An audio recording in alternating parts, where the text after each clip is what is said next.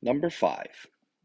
Verify graphically that cosine x equals sine 2x over 2 sine x could be identity. Looking at the graph then, the graph of 2 sine x over, sine 2x over 2 sine x, we get this curve here.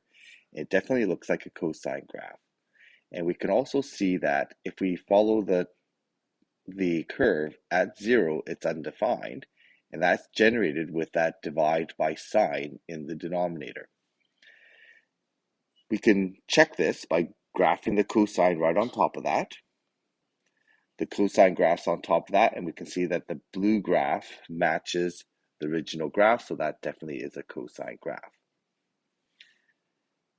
We were asked to also prove this algebraically, and we can prove this algebraically by rearranging this expression on the right or left-hand side. So on the right-hand side, sine 2x, there's an identity for that.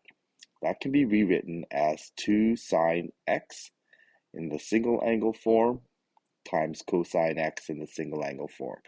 So the double angle can be converted into a single angle, and we get divide by sine 2 sine x.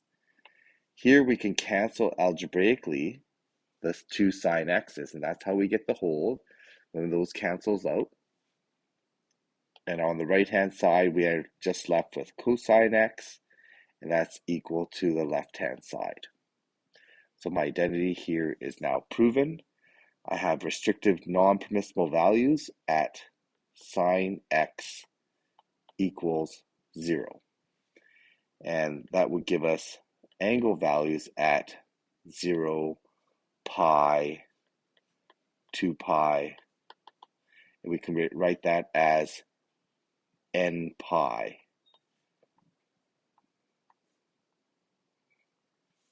Okay, so where n is an integer, so every pi radians, we're going to hit 0, sine equals 0. So that means that that's going to be our non-permissible values.